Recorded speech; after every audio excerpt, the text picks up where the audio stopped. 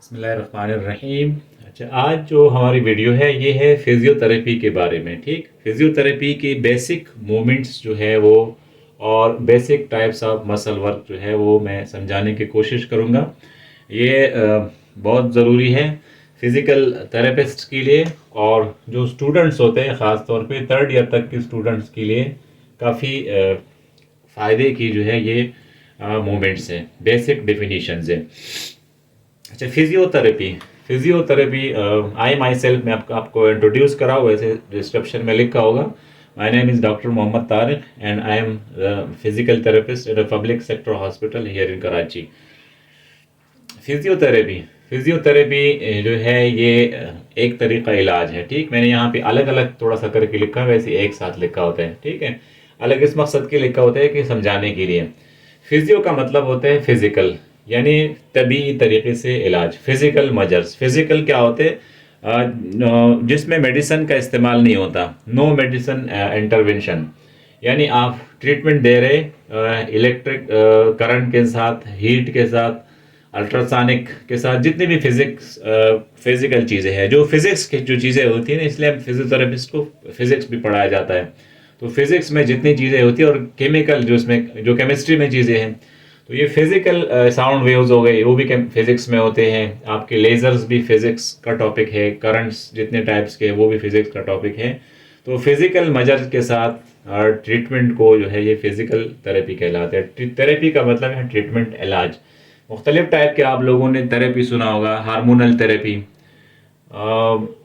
जैसे हिप्नोथेरेपी, ठीक, psychotherapy. Therapy means इलाज। आम लोगों के लिए, जो आम बंदे सुन रहे हैं उनके लिए थेरेपी का वर्ड जो है इलाज। कोई भी तरीका इलाज हो। एक्सरसाइज थेरेपी, ये भी तो एक तरीका इलाज है जो फिजियोथेरेपी में इस्तेमाल होता है।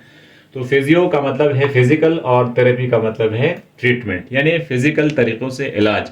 फिजिकल तरीके क्या क्या है? नंबर वन पे heat, cold, electric currents, laser therapy, short wave, diathermy, और अल्ट्रावायलेट रेस के ज़रिए से थेरेपी होती है। इंफ्रारेड रेस के ज़रिए थेरेपी होती है। वैक्स बाथ यूज़ होता है इसमें वार्म अप के लिए। पानी के ज़रिए से इलाज किया जाता है। तो ऑल दीज मजर्स आर फिजिकल मजर्स। तो फिजिकल थेरेपी में वो तमाम चीज़ें आती है। एक्सरसाइज, एक्सरसाइज एक फिजिकल चीज़ है। फिजिकली बॉडी को फिट रखना, बॉडी के मसल्स को वर्क में लेके आना, डिसयूज मसल्स को फिर से काम के काबिल बनाना, ये क्या कहलाता है? ये फिजिकल एक्सरसाइज। तो इसमें बहुत सारी चीज़ें आती हैं। ये एक शॉर्टकट मैंने यहाँ पे लिखा हुआ है कि फिजिकल थेरेपी का मतलब है फिजियोथेरेपी का फिजिकल तरीक़ों से इलाज। अच्छा, फिजियोथेरेपी में यहाँ पे मैंने जो इस साइड पे लेफ्ट हैंड साइड पे लिखा है मूवमेंट्स। बेसिक मूवमेंट्स जो हमारे होते हैं फिजियोथेरेपी में, उसमें एक्टिव मूवमेंट, जैसे हम अपने ये चीज़ें हम अंडर डिस्कशंस लेके आते हैं। ठीक है, हमारे बेसिक्स के जब हम पेशेंट्स ट्रीट कर रहे होते हैं, अपने ट्रीटमेंट जहाँ पे हम पेशेंट्स को, हम क्लिनिक्स में या पेशेंट्स को हम हॉस्पिटल्स में ट्रीटमेंट देते हैं, तो इसमें हम ये चीज़ें ज़ेर बहस लाते हैं। एक्टिव मूवमेंट कराओ, हम कहते हैं पेशेंट को एक्टिव मूवमेंट कराओ। एक्टिव का क्या मतलब है? एक्टिव वो काम जो बंदा खुद कर सकता है, यानी पेशेंट खुद कर सकता है। मैं खुद उठ के बैठ के मैं स्टैंडिंग कर सकता हूँ, this is an active activity. मैं अपना हाथ पूरा ऊपर रेज कर सकता हूँ, नीचे कर सकता हूँ, this is an active activity. तो एक्टिव मोमेंट वो मोमेंट है जो कोई पेशेंट या कोई भी बंदा, क्लाइंट या कोई भी बंदा जो फिजियोथेरेपी की सर्विस ले रहा है वो खुद कर सकता है। This is called active moment. ठीक, और अगर हम इसको एक्सरसाइजेस के मानी में ले लें तो एक्टिव एक्सरसाइज वो एक्सरसाइज है जो एक आदमी खुद कर रहा होता है या खुद कर सकता है, एक्टिव मूवमेंट या एक्टिव एक्सरसाइज। दूसरे नंबर पर मैंने डाला है पैसिव। अब पैसिव एक्टिव बिल्कुल एक दूसरे के अपोजिट है। ठीक, एक दूसरे के बिल्कुल 180 डिग्री पे, एक तरफ एक्टिव है, दूसरी तरफ मुकम्मल तौर पे पैसिव है। पैसिव जो बंदा बिल्कुल भी नहीं कर सकता। पेशेंट अपना हाथ जो है, अपना लिम, वो अपने बॉडी पार्ट जो है वो उसको हरकत नहीं दे सकता। अब कोई और आके उसको मूवमेंट देता है। फालिज का मरीज है, उसका हाथ काम नहीं करता, उसका पैर काम नहीं करता। एक डॉक्टर, एक फिजिकल थेरेपिस्ट, एक पेशेंट का अटेंडेंट या एक असिस्टेंट क्लिनिक का, वो आके उस पार्ट को मूव करता है, उसमें कोई मूवमेंट करता है, तो इसको कहलाया जाएगा पैसिव मूवमेंट। पैसिव मूवमेंट जिसमें वो बंदा, उसका उसकी बॉडी के खुद की ताकत जो है, वो एनर्जी उसमें यूटिलाइज नहीं हो सकती क्योंकि उसके पास एनर्जी है नहीं, ठीक, उस बॉडी के अंदर ताकत है नहीं, तो वो कहलाया जाएगा पैसिव मूवमेंट्स। जितना एक्टिव मूवमेंट जरूरी है ऐसे पैसिव मूवमेंट भी जरूरी है। अब एक आदमी पैरालाइज है, बंदा पैरालाइज है, उसको हाथ को नहीं हिला सकता, तो वो कैसे मूवमेंट करेगा? तो उसको मूवमेंट में लेके आना और साइंटिफिक तरीके से वो मूवमेंट जानना भी कि जॉइंट के अंदर कितने मूवमेंट्स है, कितने रेंज के मूवमेंट है। अगर हम कोई आम बंदा मूवमेंट करना उसमें शुरू करे, कोई दूसरे पेशे का आदमी आपको मूवमेंट बता दे, कोई दूसरे शोबे का डॉक्टर बता दे, तो उसको ये तो नहीं पता कि इसका रेंज, कितने रेंज के इसके अंदर मूवमेंट्स जो है होती है और कितने रेंज के इसको मूवमेंट दे देनी चाहिए। तो वो ये चीज़ उनको नहीं पता। तो इस काम के लिए आपको एक फिजियोथेरेपिस्ट की ज़रूरत होती है, एक फिजियोथेरेपी असिस्टेंट की ज़रूरत होती है, जो इस हमारे शोबे को जान रहा होता है, उसको पता होता है, और वो एक पैसिव मूवमेंट पेशेंट को करवाता है। शॉर्टकट में बताऊंगा। अच्छा, इसमें है एक्टिव असिस्टेड, थर्ड नंबर पे आता है एक्टिव असिस्टेड। एक्टिव असिस्टेड क्या है? वो इस पैसिव के से थोड़ा सा क्या है, बेहतर है, और एक्टिव से थोड़ा कम है। ठीक, इन दोनों के बीच में है एक्टिव असिस्टेड। अब एक्टिव असिस्टेड क्या होता है कि एक बंदा खुद तो कर सकता है लेकिन पूरा मूवमेंट नहीं कर सकता। ठीक है, अपना हाथ जो है वो जैसे इस एल्बो के मूवमेंट में 135 डिग्री मूवमेंट है, वो बंदा कोशिश करके 30 डिग्री तक तो लेकर आता है लेकिन आगे नहीं लेके जा सकता। तो इसमें दूसरा बंदा उसके क्या करता है, हेल्प करता है, असिस्टेंस उसको प्रोवाइड करता है, उसको हेल्प देता है। असिस्टेंट का मतलब हेल्प, जो दूसरे बंदे के मदद से मूवमेंट पूरी करवाई जाती है या कोई एक्सरसाइज कोई एक्टिविटी की जाती है, उसको कहते हैं एक्टिव असिस्टेड। यानी खुद भी करना और उसके साथ दूसरा बंदा भी साथ में हेल्प करवा रहा होता है, इसको बोलते हैं एक्टिव असिस्टेड एक्सरसाइज या एक्टिव असिस्टेड मूवमेंट। अगर एक मूवमेंट की बात की जाए तो ये एक्टिव असिस्टेड मूवमेंट हो जाएगा। आखिरी में मैंने लिखा है active resisted. Active resisted movement वही है जिसमें एक बंदा खुद तो कर सकता है लेकिन उसकी ताकत कम है। हमारे पास जब हम एमएमटी करते हैं या मैनुअल मसल ग्रेडिंग करते हैं तो 5 ग्रेड होते हैं। जो एक्टिव ग्रेड होते हैं वो सिर्फ 3 ग्रेड का होता है। हमें 4 ग्रेड में भी मसल चाहिए और हमें उससे आगे 5 ग्रेड में भी मसल चाहिए, यानी मजबूत बिल्कुल ताकत, जो एक इंसान की एज, उसकी जिस्मानी फिटनेस के बराबर एक ताकत होती है, वो ताकत पे उस बंदे को लेकर आना, उसको बोलते हैं ग्रेड 5।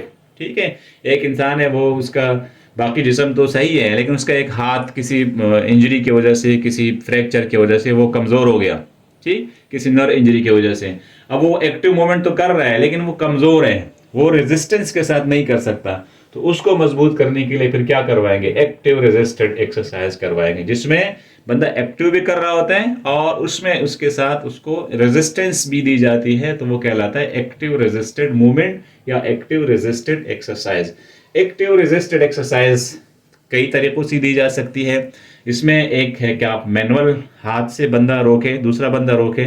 एक होती ऑटो रेजिस्टेड, यानी एक इंसान अपना खुद हाथ रोकते हैं, या अगर कैमरे में नजर आ रहा है मैं अपना ये हाथ मोड़ रहा हूँ दूसरे हाथ से उसको रोक रहा हूँ, तो this is also type of active resisted exercise. एक पाव को ऊपर टेबल पे बैठ के, बेड पे बैठ के पाव को सीधा करना, दूसरा पाव उस पर रख के उससे रोकना, ये क्या हो गया, ऑटो रेजिस्टेड, यानी खुद अपने मूवमेंट को रोकना। स्प्रिंग्स होते हैं थेरेपी डिपार्टमेंट के अंदर, वेट्स होते हैं, एंकल वेट्स होते हैं, डंबल्स होते हैं जिम्स के अंदर, ये सारे क्या है, थेरा बैंड होती है, रबड़ के बड़े बड़े बैंड्स होते हैं, वो उनके साथ जब हम रेजिस्टेंस देते हैं तो these are called as active resisted exercises. ठीक, उम्मीद है ये आपको ये वाला हिस्सा समझ में आ गया होगा। अब हम आगे चलते हैं मसल वर्क की तरफ। दूसरा मैंने हिस्सा रखा है फिजियोथेरेपी के बेसिक मूवमेंट्स में मसल वर्क। मसल वर्क क्या है? मसल वर्क के कई किस्में हैं, जैसे मैंने लिखा है isometric, static, isotonic, isometric, isotonic, isokinetic and eccentric, और आखिर में लिखा है मैंने कंसेंट्रिक। हम एक एक करके इन सब को यहाँ पे डिस्कस करेंगे। सबसे पहले मेरे पास जो मैंने यहाँ पे मसल वर्क रखा है वो है आइसोमेट्रिक। आइसो लफ्ज का मतलब है सेम, ठीक, आइसो का मतलब है सेम, यानी मेट्रिक का मतलब है मीटर, यानी लेंथ सेम रहेगा। ठीक, एक टॉवल को घुटने के नीचे रख के रोल करके उसको प्रेस करना, क्या है ये आइसोमेट्रिक है, लेंथ इज नॉट चेंजिंग।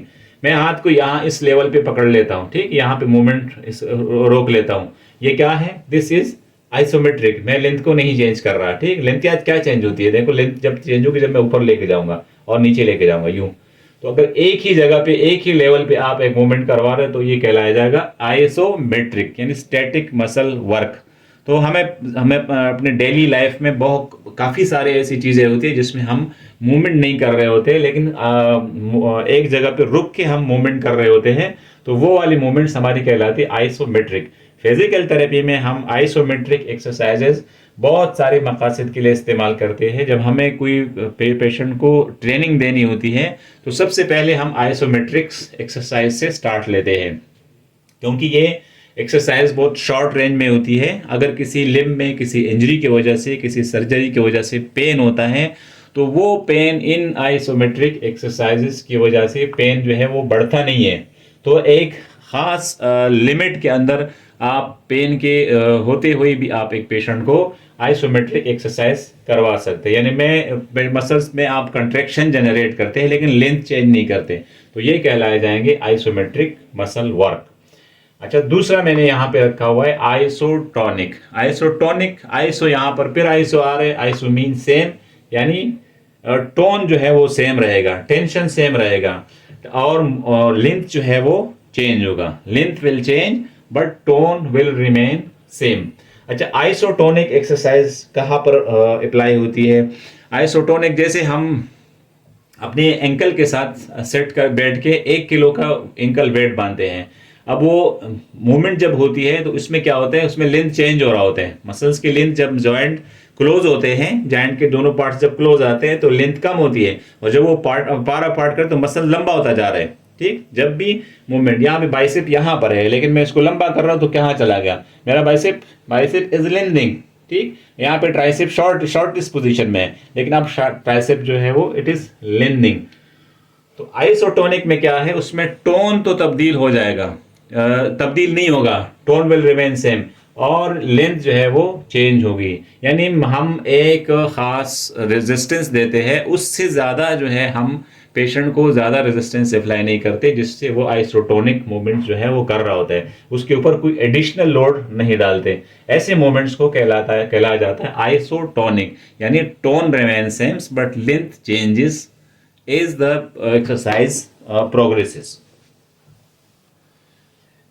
अगला मैंने यहाँ पे सिलेक्ट किया है आइसोमेट्रिक आइसोटोनिक। आइसोमेट्रिक आइसोटोनिक क्या है? इसमें देखो दो आइसोमेट्रिक भी है और आइसोटोनिक भी है, यानी लेंथ भी चेंज नहीं हो रहा और टोन भी चेंज नहीं हो रहा। तो ये कौन सी है? जैसे आप स्ट्रेटली ग्रेस करके 30 डिग्री पर अपने लिम्ब को रोक लें और साथ में आप वेट अप्लाई करें या वेट ना भी अप्लाई करें तो टोन चेंज नहीं होगा, ठीक है। जब आप कोई एडिशनल जो है वो इसके ऊपर कोई वेट नहीं डाल रहे एक खास टाइम तक, ठीक है। अगर टाइम ज़्यादा हो गया तो फिर क्या हो जाएगा, वो आइसोटोन जो है वो सेम नहीं रहेगा, टेंशन मसल्स के अंदर चेंज, क्योंकि वर्क डिमांड बढ़ जाएगा, ठीक। तो एक खास टाइम तक, एक खास छोटे टाइम पीरियड तक आप आइसोमेट्रिक आइसोटोनिक वर्क भी कर रहे होते हैं, ठीक। लेकिन अगर टाइम बढ़ गया तो टाइम के साथ फिर आपका वो आइसोटोनिक नहीं रहेगा। तो आइसोमेट्रिक आइसोटोनिक वर्क भी हम अपने डेली लाइफ में कर रहे होते हैं और अपने पेशेंट्स से भी करवा रहे होते हैं। तो ये भी हमारा एक टाइप का मसल वर्क है जो हम फिजिकल थेरेपी में यूज करते हैं। आइसोकाइनेटिक, ये फोर्थ में लिखा आइसोकाइनेटिक। आइसोकाइनेटिक, काइनेटिक का मतलब है मूवमेंट, यानी मूवमेंट का जो स्पीड है वो सेम रहता है, स्पीड डज नॉट चेंज। यानी आप एक मिनट के अंदर अगर आप 5 रिपीटिशंस करते हो तो आप अगले मिनट में भी 5 रिपीटिशंस करते हो, ठीक। आप अपने रिपीटिशंस को की जो स्पीड है और जो वेलोसिटी है उसको आप चेंज नहीं कर रहे हैं, ठीक। जो स्पीड सेम रहेगा तो ऐसे मूवमेंट्स कहलाई जाएगी आइसो काइनेटिक, ठीक। मैं ये बाइसेप्स कर्ल कर रहा हूँ लेकिन मैं क्या कर रहा हूँ, साथ में मैं एक स्पीड के साथ कर रहा हूँ। तो these types of movements are called as isokinetic movements या आइसोकाइनेटिक मसल वर्क। अच्छा, ये अगला जो मैंने सेलेक्ट किया है से 5 नंबर 5th पे, ये बहुत ही इंपॉर्टेंट मसल के डिफिनेशन है। अक्सर नए लोगों को इस डिफिनेशन के बारे में नहीं पता होता। वो है एसेंट्रिक मसल वर्क। एसेंट्रिक का क्या मतलब है? SECCE, एसेन यानी अवे फ्रॉम द सेंटर, ठीक। जब हम स्टैंडिंग कर रहे होते, एक बंदा बैठा है, ठीक है, वो जमीन पे बैठा है, कुर्सी पे बैठा है, अब वो वहां से वो खड़ा हो जाएगा, स्टैंड करेगा, जब वो स्टैंड करेगा तो उसके कॉर्ड्स मसल्स भी काम कर रहे हैं और हैमस्ट्रिंग मसल्स भी काम कर रहे हैं। लेकिन हैमस्ट्रिंग मसल्स का जो वर्क होगा, हैमस्ट्रिंग कॉन्ट्रैक्ट नहीं करें तो बंदा खड़ा नहीं हो सकता, दोनों कॉन्ट्रैक्ट करेंगे। लेकिन हैमस्ट्रिंग्स का काम है एसेंट्रिक मसल वर्क और क्वाड्रिसेप्स का काम है कंसेंट्रिक। क्वाड्रिसेप्स जो है वो टुवर्ड द सेंटर, क्वाड्रिसेप्स बाहर की तरफ है, वो टुवर्ड द सेंटर काम कर रहे हैं स्टैंडिंग में, जबकि हैमस्ट्रिंग जो है वो away from the centre. Hamstring का बेसिक काम क्या है? नी को कर्ल करना, नी को मोड़ना। लेकिन यहां पर स्टैंडिंग एक्टिविटी में हैमस्ट्रिंग जो है वो एसेंट्रिक काम कर रहे होते हैं। और ऐसे बहुत सारे एक्टिविटीज जिसमें हमारा कभी ट्राइसेप्स, कभी बाइसेप्स और कभी दूसरे मसल्स एसेंट्रिक वर्क कर रहे होते हैं। यानी मसल काम कर रहा है, मसल में टोन बढ़ रहा है और वो बाकायदा एक वर्क कर रहे होते हैं, लेकिन सेंटर की तरफ नहीं, अवे फ्रॉम द सेंटर। तो all those movements in which a muscle work away from the centre, they are called as eccentric muscle works. अच्छा, कॉन्सेंट्रिक मसल वर्क, आखिर मैंने कॉन्सेंट्रिक, अब ये बिल्कुल अपोजिट है, ठीक है। इसमें से अक्सर चीज एक दूसरे के बिल्कुल अपोजिट है, ठीक है। जिसे कहते हैं मिरर इमेज, मिरर इमेज बिल्कुल एक दूसरे के अपोजिट होते हैं। अच्छा, कॉन्सेंट्रिक क्या है? कॉन्सेंट्रिक है कि टुवर्ड्स द सेंटर। अब ये देखें बाइसेप्स कर्ल, ये क्या है? ये इसका सेंटर है, बाइसेप इधर इधर मूवमेंट करते हैं, तो this is toward the centre. मैं अगर कोई वजन यू उठा रहा हूं तो this is toward the centre, तो these are called as concentric works. Hamstrings के कर्ल्स, एक बंदा अपना पैर उठा के ऊपर की तरफ लेके जाता है, तो ये क्या है? Concentric muscle work. वो हैमस्ट्रिंग्स को कर्ल कर रहा है, बाइसेप्स को कर्ल कर रहा है। हम लेटे हैं, हम अपनी जो है सर और कंधे ऊपर की तरफ उठा रहे हैं, यानी एब्डोमिनल्स वर्क कर रहे होते हैं, तो वो क्या है? वो एक कंसेंट्रिक वर्क है। लेकिन अगर हम इस मुड़ने के बाद यानी कर्ल करने के बाद वापस जा रहे हैं, तो वहां पर भी एब्डोमेन में आपका एब्डोमिनल मसल जो है, आपका रेक्टस एब्डोमेन, वो भी एसेंट्रिक मसल वर्क कर रहा होता है जब आप वापस जा रहे हैं। एसेंट्रिक मसल वर्क को समझने के लिए आपको स्पीड थोड़ा सा स्लो करना पड़ता है। तो ये बेसिक टाइप्स की डिफिनीशंस मैंने बता दी। उम्मीद है आपको मेरा अंदाज, मेरा तरीक़ाकार और मेरा बताने का जो स्टाइल है वो समझ आ गया होगा और अच्छा लगे। तो ये जो मैंने सिलसिला शुरू किया है चैनल का, इसको आप लाइक करें, सब्सक्राइब करें, कमेंट करें, हम इसको आगे बढ़ाएंगे। ठीक, किसी को ये चीज़ें समझ में आ जाती है तो हम इसको आगे बढ़ाएंगे, और इस उम्मीद के साथ कि आप इसको लाइक करेंगे, सब्सक्राइब करेंगे और हमारा हौसला अफजाई करेंगे, ताकि मैं आगे मज़ीद काम आपके लिए लेकर आऊँ। मैं इस लेक्चर को यहाँ पे वाइंड अप करता हूँ। थैंक यू सो मच, जज़ाकल्लाह, अल्लाह हाफिज़।